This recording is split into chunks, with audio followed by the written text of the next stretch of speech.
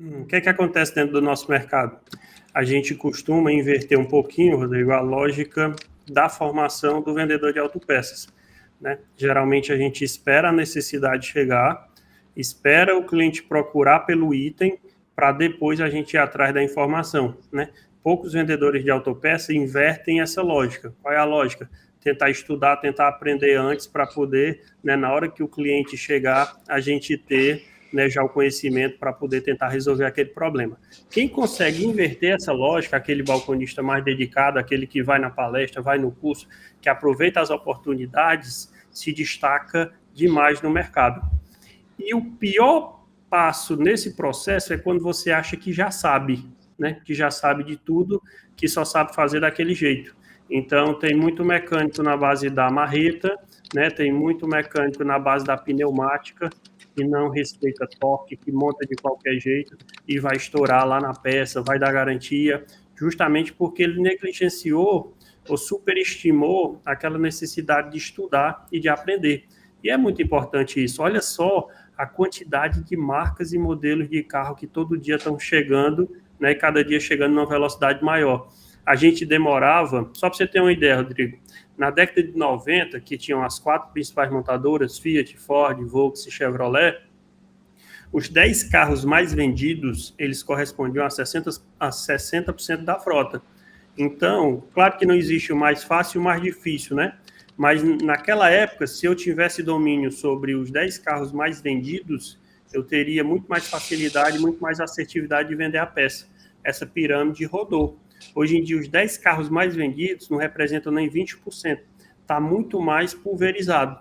Então, eu tenho que aprender peça do Symbol, da Duster, né? Eu tenho que ter uma gama de conhecimento muito maior, e para isso a gente está aqui, né? Justamente para tentar aprender um pouquinho. Francisco, qual é a lógica para tentar aprender autopeças? Macho, é tentar fazer os atalhos, é aprender os sistemas do veículo. A maioria dos carros tem pastilha na frente e lona atrás, concorda? Concordo. Você chegou agora? Não, você chegou agora?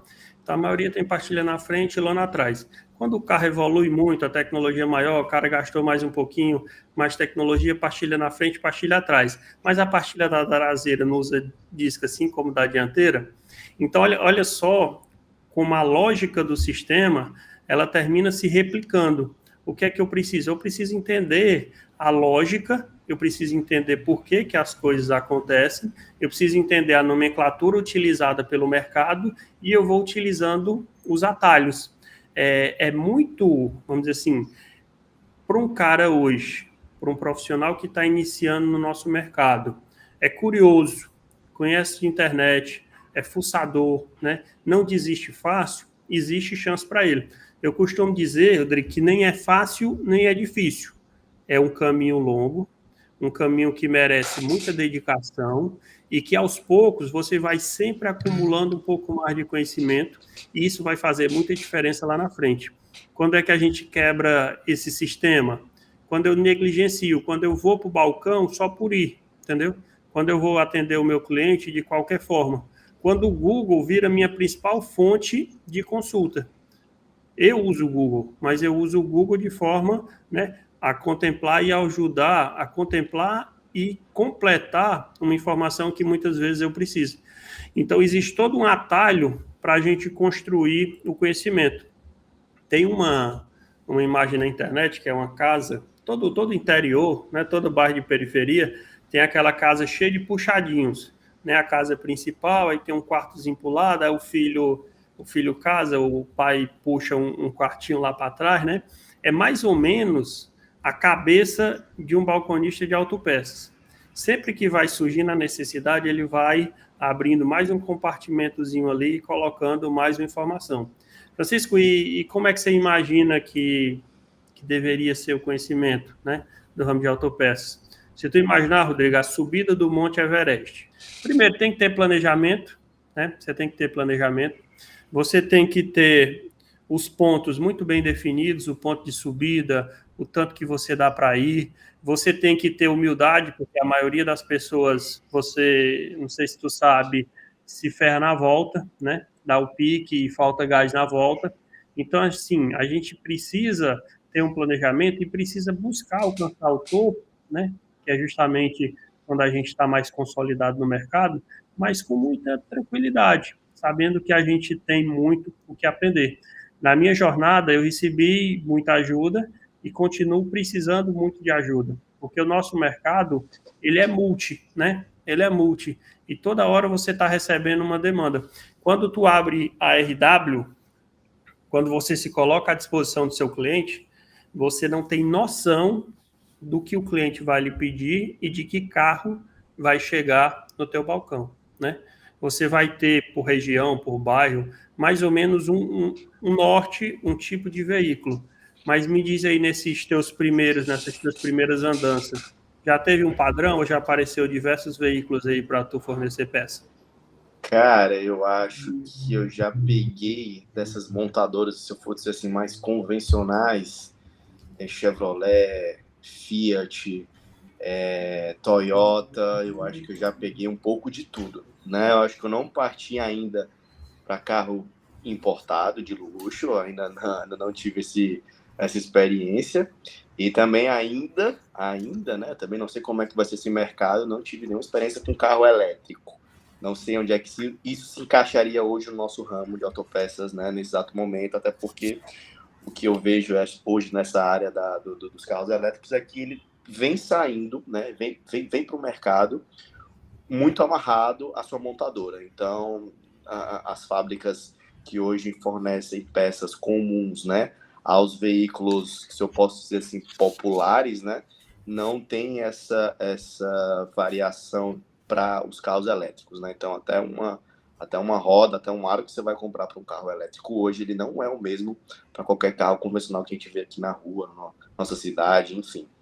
Então, é um ponto futuro, né? Mas, com certeza, já peguei quase todas as montadoras convencionais, se assim eu for dizer. Aproveitando que a gente está de vidro baixo, vamos ouvir aqui o Carlos Eduardo. Qual a melhor maneira de aprender a ser um vendedor sem atuar na área ainda? Boa.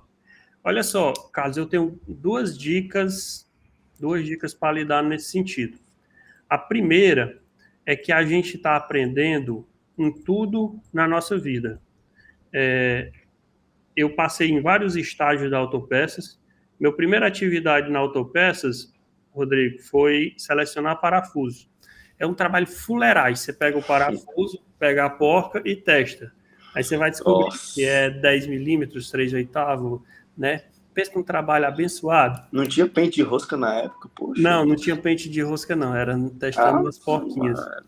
E assim, em todas as fases que eu vivenciei, do estoque, do estoque que eu estive na parte da mecânica que eu estive com meu pai, em todas elas, Carlos Eduardo, a gente está aprendendo algo que será extremamente útil no futuro. E eu pude tirar de cada um desses estágios da minha vida pontos que eu posso usar na venda hoje, né? Então, o primeiro ponto é que sim, entenda que a fase que você está vivendo é extremamente importante, mostre trabalho, determinação e a oportunidade virá. Mas, enquanto isso, né, a sua pergunta é muito mais específica, enquanto isso, existem alguns sites que promovem, né, cursos, são cursos de curta duração, voltados para a área de mecânica. Rodrigo, não dá para ser balconista de autopeças sem conhecer da parte técnica, né?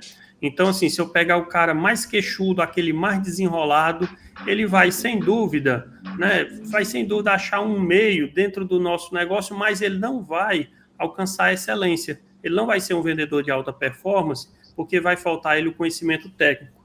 Então, Carlos Eduardo, busque nesse momento que você ainda está, vamos dizer assim, esperando a primeira oportunidade no balcão, conhecimento sobre autopeças, sobre o veículo, né? Principalmente sobre seus sistemas, lubrificantes, freio, roda. Isso vai lhe trazer uma bagagem para quando você estiver no balcão, você conseguir conversar com o mecânico no nível de entendimento, né? No nível de entendimento que lhe dê segurança para respondê-lo. Eu costumo contar, Rodrigo, que eu atendi o telefone da Autopeças, aí eu dizia, Jaguar Autopeças, bom dia. Aí o mecânico dizia, passa aí para um vendedor. Eu dizia, não, eu sou um vendedor. Não, passa para um vendedor. Aí eu, tá bom. Aí lá ia eu entregar o telefone. Então, assim, o que é que faz a gente ganhar confiança na frente do mecânico ou do dono da autopeças? Ter o nível de entendimento compatível com quem está lhe perguntando. Então, assim, né, muitas vezes o balconista está comigo na linha, né, e ele não está conseguindo se expressar com o mecânico. E eu peço para passar o telefone, passa um telefone aí para ele. Aí, quando a gente diz ou fala no nível de entendimento semelhante ao do mecânico, ele já muda um pouquinho, ele já passa, né, a ter vamos dizer assim, a equilibrar a comunicação. Isso é importante. Então, Carlos Eduardo, estuda, cara. Vai lá no direct, fala comigo que eu te mando a Rota do Conhecimento, alguns links aí para tu se preparar. Qual seria a melhor opção? Qual seria a melhor opção? Vender a peça de primeira ou a secundária? Vou responder essa próxima é tua, Rodrigo. Cara, tá, eu não sei se eu tenho esse cacife tudo para estar respondendo ainda, mas eu tento. Vai, diz aí, eu comento a tua resposta. Cara, assim, mais do que é vender a peça primária ou secundária, é entender o problema, porque você tem que vender a solução, não é simplesmente a marca, tá? Então, assim, eu tenho uma regra. Itens que exigem um pouco mais de segurança, a gente sempre procura passar para o cliente uma peça de primeira linha, porque se vai ter segurança em primeiro lugar, então a gente vai passar marcas, né, que a gente sabe que já tem uma confiabilidade bacana no mercado. Mas às vezes, né, o bolso não permite uma primeira linha. E a gente tem, entre mesmas peças, um valor percentual diferente de preço que pesa, né? Principalmente se a gente estiver falando de grandes orçamentos, né? A gente vai fazer uma suspensão dianteira, uma suspensão traseira, vai mexer com tudo isso. Então, assim, conseguimos mesclar, né? Eu vou dar um exemplo aqui, o Francisco pode ficar à vontade para me corrigir, tá? Eu tô nascendo agora na autopeça, então eu não sei muito não. Então, à vontade, Francisco. Então, se a gente pegar uma suspensão dianteira, vamos trabalhar aí com bons amortecedores, mas a gente pode pegar os kits, né, já de uma segunda linha, né, para o complemento ali de coifa e tudo e tal. Então, assim, não é só a primeira e a segunda, mas é a solução e entender. E aí volta para o que o Francisco falou, né? O conhecimento aí, pelo menos o básico, né, do automóvel, ele é fundamental para você também ter essa resposta. No final, né, a física por trás de um automóvel, ela é igual a todos. Só que cada veículo vai ter a sua especificidade, como nós, seres humanos, né, fisicamente e anatomicamente somos, mas cada um tem o seu detalhe, né? Tem a sua particularidade. No veículo é a mesma forma. Então, a dica que eu dou até para um recente um recente empreendedor na área, que procure sempre primeiro entender a necessidade do cliente. Depois aí você parte para as decisões de primeiro ou secundário. Uma dica para o Nonato um pouquinho diferente da tua, só complementando, na verdade eu concordo com tudo que você disse. Atuando como vendedor, Nonato, eu costumo dar ao cliente duas opções. Baseado em que hoje em dia a gente tem tanta marca e modelo que eu não quero confundir ou dificultar a vida do meu cliente.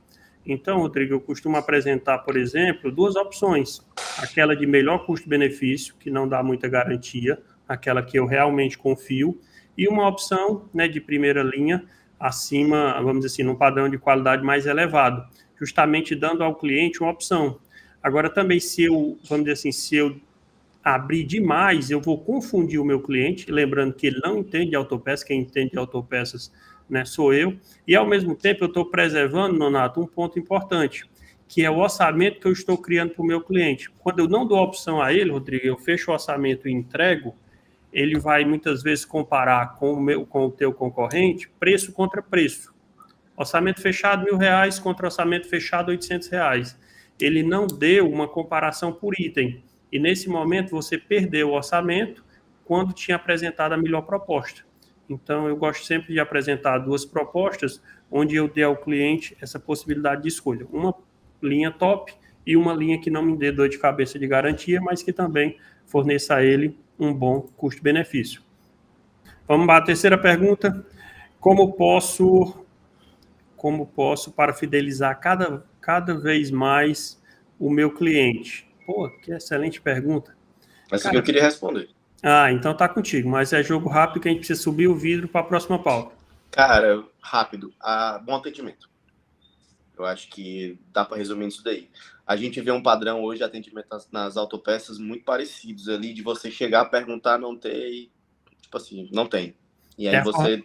é a forma mais rápida, viu? Emitir um cliente. Então, assim, fidelizar atendimento, né? Tem um bom atendimento que aí o cliente vai ter confiança em você, né? E vai passar todo orçamento ele vai passar a te procurar, né?